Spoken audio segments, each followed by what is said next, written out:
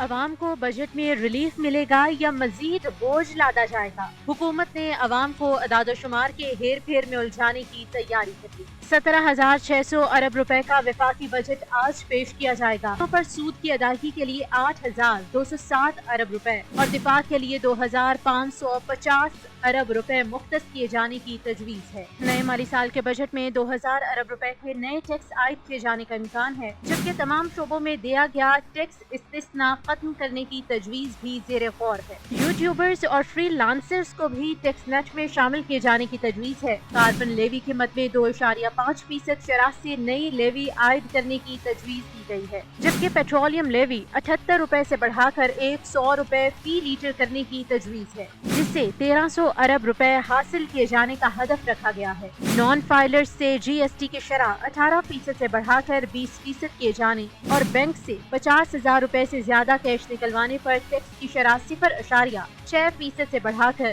1.2% کیے جانے کی تجویز دی گئی۔ آئی ایم ایف پاکستانیوں کو ریلیف میں بڑی رکاوٹ بن گیا۔ کفایت شعاری پلان کے تحت کڑی شرائط عائد۔ آئندہ سال کا بجٹ موجودہ سے 900 ارب روپے کم ہوگا۔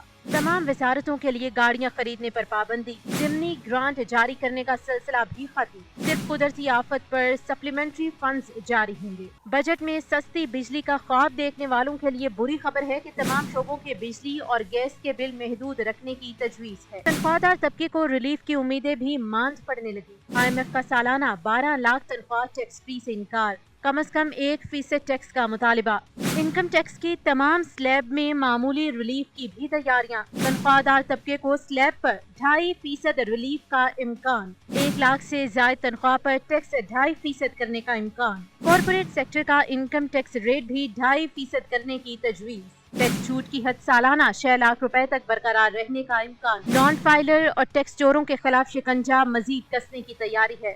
نان فائلر گاڑی خرید سکے گا، نہ جائیداد۔ حج، عمرہ اور زیارات کے علاوہ بیرون ملک سفر پر بھی پابندی کی تجویز ہے۔ ٹرانزیکشن پر بھی پابندی کا امکان۔ نان فائلر کے بینک سے 50,000 نکلوانے پر 600 روپے کٹوتی ہوگی۔